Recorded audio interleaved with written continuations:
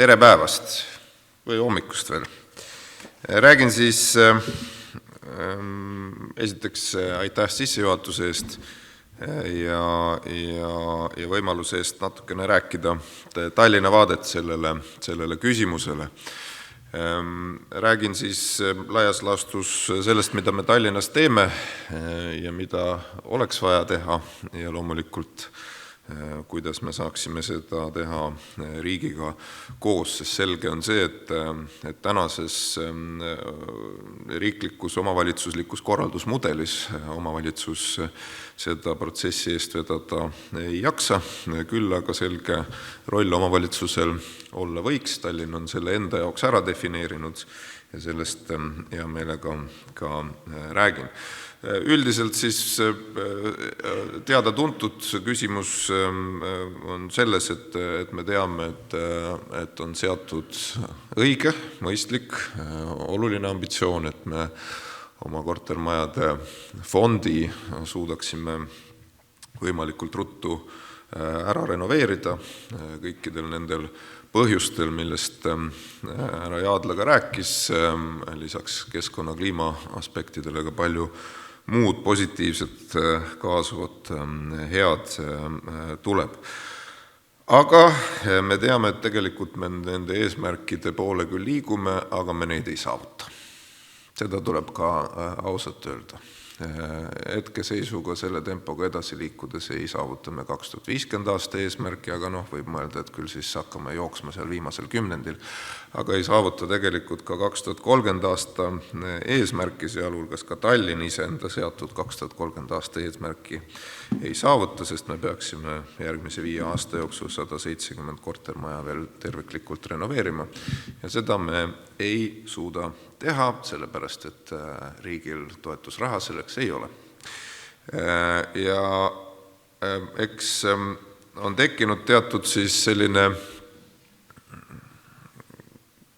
omapärane olukord, mis on ühtepidi arusaadav, aga teisipidi siis kindlasti ka tähelepanuväärne, kus siis kõige suurem kortermajade kontsentratsioon ja sellest tulenevalt kõige suurem tervikrenoveerimise positiivne nii sotsiaalne kui keskkonnamõju tuleb Tallinnast. Aga enamik toetusraha läheb Tallinnast välja.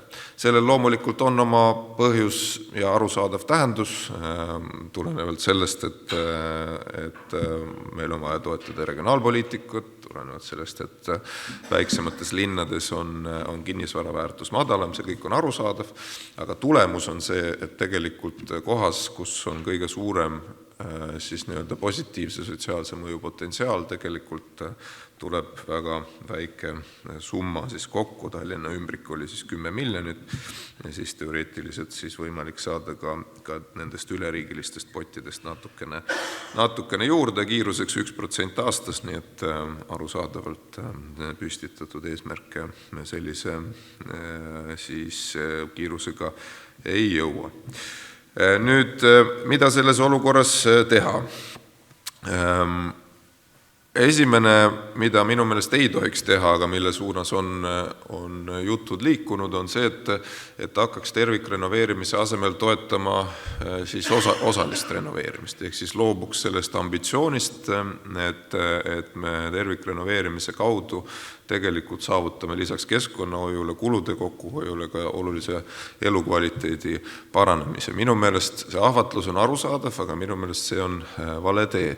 Eesti tervikuna peame ju silmas pidama ja oli mainitud lugupeetud voliniku, kellega me tõepoolest ka kohtusime, aga minu sõnum sellele volinikule oli selgelt see, et meil siin ja paaris riigis veel on võimalik tegelikult saavutada seda tervikrenoveerimist tempot väga kiiresti tulenevalt sellest, et meil on tüüpprojektid. Et tüüpprojektidel on palju puudusi, aga üks suur pluss on see, et kui sa oled ükskord saanud selle know-how kätte, kuidas neid kvaliteetselt renoveerida, mis meil on tekkinud, siis meil on võimalik seda skaleerida ja kiiresti edasi liikuda, mis on hoopis erinev olukord väga paljudes teistes linnades, kus iga projekt on omamoodi ja sellest tulenevalt tegelikult nii tempo kui ka üksikprojekti hind on sellest tulenevalt palju kiirem. Nii et ma hoiduks sellest kiusatusest minna loobuda loobuda tervikrenoveerimise ambitsioonist. Ma arvan, Eesti on siin maailma tippus oma know-how poolest ja me peaksime seda ka ise realiseerima. Nüüd selles olukorras, mida siis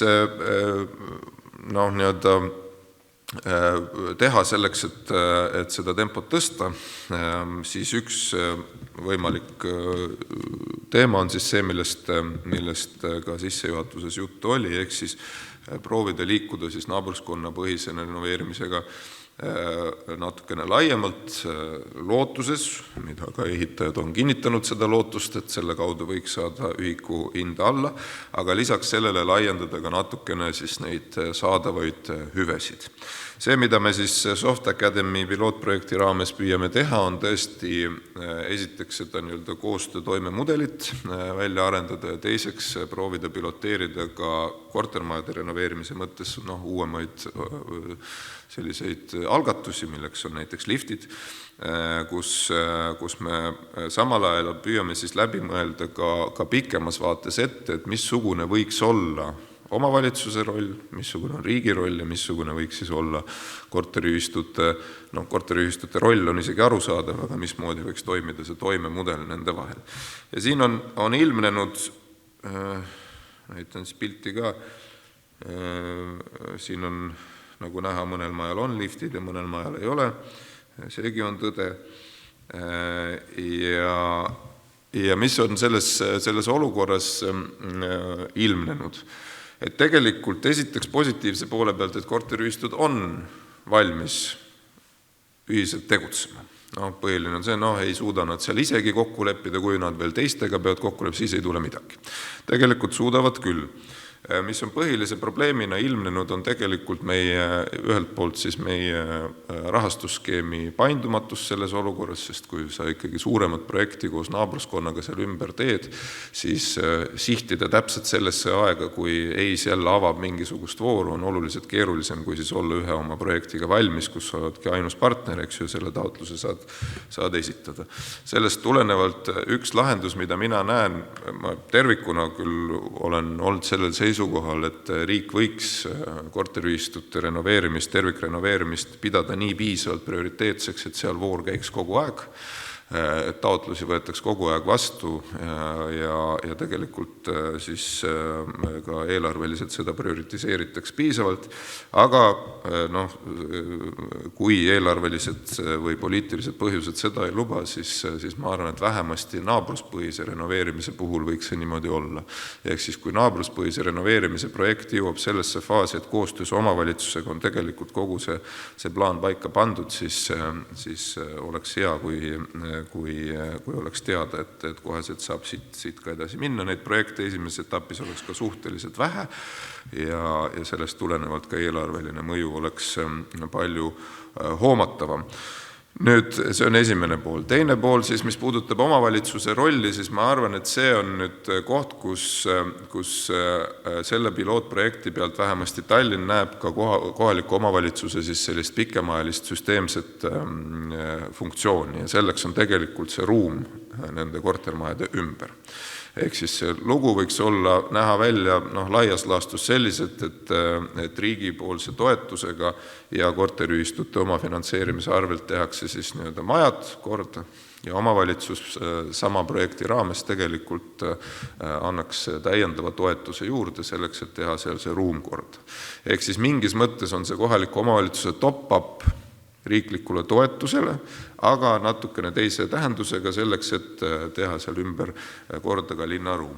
Tallinna linnas me oleme seda arutanud ja põhimõtteliselt oleme valmis seda teed minema, aga mis vajaks selles kontekstis läbimõtlemist on see, et mismoodi seda taotlusprotsessi muuta võimalikult lihtsaks. Selle pilootprojekti raames arusaadavalt on erijuhtum, aga kui me tahaksime seda skaleerida, siis ka siin peaks tekkima tegelikult lihtsam ja selgem loogika ja ideaalis tegelikult üks taotluspunkt, nii et Tallinna poole pealt me näeks näeksime, et kui siis EIS oleks valmis seda taotlust menetlema, siis me võiksime lihtsalt kanda üle raha juhul, kui need taotlusotsused on tehtud. Aga taaskord see hakkab pihta sellest, et kas tegelikult meil tekiks naabruskonnapõhisele renoveerimisele omaette nii-öelda püsiv sahtel, kust projekte on võimalik finantseerida jooksvalt, mitte siis, kui kusagilt jälle riik leiab väikese rahakese, mis paari minutiga otsa saab. Arusaadavalt, et keegi ei hakka maastikuarhitektuurseid lahendusi välja töötama teadmatuses, kas neid kunagi on võimalik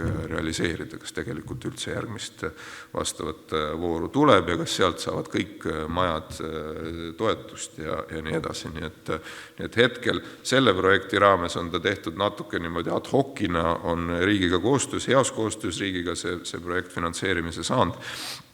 Aga tegelikult meil oleks vaja just nimelt naabruskonnapõhisele renoveerimisele hoopis teistsugust lähenemist ja ma arvan, et see võiks olla see koht, kus linn ka omalt poolt kaasa aitab.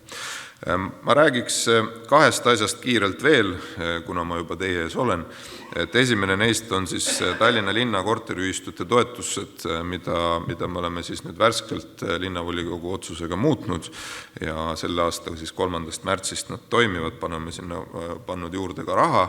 2,4 miljonit on sel aastal ette nähtud, muuhulgas siis esimest korda piloteerime siis ka liftide toetust korteri ühistutele selleks, et parandada siis ligipääsetavust. Meie filosoofia siin on siis see, et me ei dubleeri riiklikke toetusi, ehk siis kui siiani on Tallinna linnal olnud siis laias laastus siis seina värvimise toetus, fassaadid korda, paarkümmend tuhat, korteriühistu taotles siis riiklikku toetust ja siis võttis veel väikese sendi kohalikult omavalitsuselt juurde, siis nüüd me püüame siis teha selliseid meetmeid, mis ei dubleeri, vaid annavad siis täiendavat lisandväärtust ja meie põhiline fookus siis on energial. Ehk siis me toetame kaugküttega liitumist. Me teame, et Tallinnas on päris palju kaugkütte piirkonnas asuvaid kortermaju, kus magistraaltrass läheb mööda tänavat, aga maja pole ise liitunud. Liitumistaotlus, kui tuleb paarkümmend tuhat eurot, mida juhtub tihti, siis korteriühistu tõstab käed üles, ütleb, et ei ole huvitatud. Meie siis toetame 50% ulatuses seda liitumist kaugküttega, lähtudes sellest, et tegemist on keskkonnasõbraliku, stabiilse hinnaga kütusega ja lisaks sellele ka, mis on siis linna avalik huvi, on see, et mida rohkem on kaugküttevõrgus tarbijaid, seda madalamaks läheb võrgu hind kõikidele teenuse tarbijatele. Teine siis nendes kohtades, kus kaugküttevõrku ei ole ja ta perspektiivsena ka ei tule ja selliseid piirkondasid on meil ka ja seal siis valdavalt väiksemad kortermajad, mida köetakse gaasiga, siis seal me toetame siis üleminekut kütusevabale energiale, milleks siis on põhilised soojuspumbad. Väiksematel kortermajadel võimalusena siis õhkssoojuspumbad, aga suurematel kindlasti ka geoenergial on oma roll ja see loodetavasti annab ka tuleviku vaates täiendavaid lahendusi, mida täna veel Tallinnas on suhteliselt vähe, aga näiteks Helsingis on juba päris palju, see on siis nendele piirkondadele, kus kaugkütet ei ole. Lisaks sellele toetame ka soojussõlmede ümberehitamist, seal, kus need on vananenud ja kus selleks on võrgupoolne vajadus, nagu näiteks otsevoolsed soojussõlmed, kus siis sama väga kuum vesi jookseb otse radiaatorisse, nii et need on siis need muutused, mida me oleme siis ette võtnud selleks, et mitte dubleerida riiklikke toetusi, vaid tõepoolest saavutada neid eesmärke, mida me oleme Tallinnas endale ise seadnud. Nüüd viimane küsimus või teema siin puudutab siis kriisivalmidust, kus tegelikult on ootused Tallinna korteriühistutele väga kõrged. Me hetkel oleme siis oma elanikkonnakaitse siis esimese jupiga, mis puudutab nii toimepidevust kui varjumist, oleme lõpusirgel ja kuskil kuu aja jooksul ka konkreetsemad plaanidega välja tulema, aga siin natuke siis eelinfot. Riik on siis kriisivalmiduse meedet käivitamas, siin peab ka Tallinn olema kiire, sest vastasel juhul meie korteriühistud jäävad sellest ilma, tulenevalt sellest, et see summa on omaru pisike. aga mis me kindlasti kavatseme ka omalt poolt teha, on siis tulla välja selle plaaniga, mis puudutab varjumise toetamist või varjumiskohtade kohandamise toetust Tallinna korteriühistutele. See meede on meil ka ettevalmistamisel ja loodetavasti veel enne suve ka volikokku jõuab, kus me siis hakkame toetama siis varjumiskohtade ümberkohandamist. Et kui siiani on olnud mure selles, et see maksab kümneid ja kümneid tuhandeid ja korteriühistud ei suuda seda teha, siis tegelikult me oleme nüüd koostöös Päästeametiga ka rajanud Kivila tänavale esimese siis näidisvarjumiskoha, kuhu te võite minna vaatama, et tegelikult mõne tuhandega üsna soodsalt on võimalik miinimumnõuded ära täita ja riiklik kohustus selleks tekib niikuinii õige pea, aga meie püüame siis Tallinnas liikuda natukene varem riigist sammukese ees ja ka korteriühistuid sellel teel ka omalt poolt toetada. Ja teine toimepidavuse siis selline esmajärjekorra jupp, millega me hakkame tegelema selles kontekstis, on siis soojavarustus kaugkütte piirkondades, kus meil on see toimepidevuse siis probleem või toimepidevus on tagatud kuni kortermaja seinani, ehk siis isegi juhul, kui meil ei ole elektrit, siis toasoe jõuab katlamajast teie kortermaja ukseni, aga sealt edasi korterisse ta ei saa, sellepärast kui ei ole elektrit, siis tsirkulatsioonipump ei tööta. Ja see on nüüd üks nendest teemadest, kus me siis esimeses järjekorras veel sellel aastal soovime nii tehnilise kui siis ka toetuste kontekstis korteriühistutega suhtlema hakata, et me hakkaksime seda kriisi valmidust selles kontekstis parandama. Nii et see on rohkem siis eelreklaamiks, et alates kuskil maikuust siis saame rääkida sellest konkreetsemalt, tulevad erinevates linnaosades ka eraldi infoseminarid korteriühistutele selleks, et kriisivalmidusega edasi liikuda, aga see kindlasti meie vaatest on selle ja paari järgmise aasta üks selliseid kriitilisi fundamentaalseid teemasid, kus me tahame näha ka kiiret edasiminekut ja loomulikult seda me saame teha ainult koostöös korteriühistutega.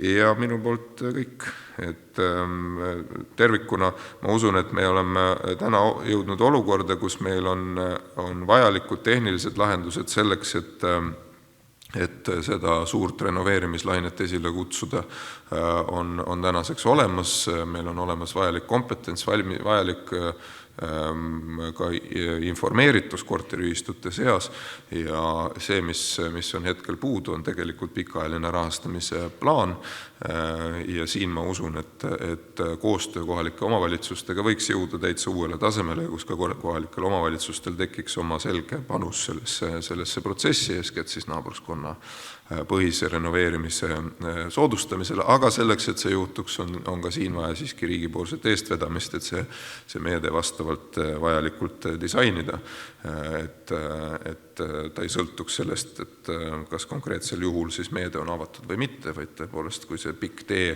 kus naabruskonna läbiprojekteerimisega ette võetakse, et oleks ka see kindlus, et see toetus kätte saadaks. Aitäh!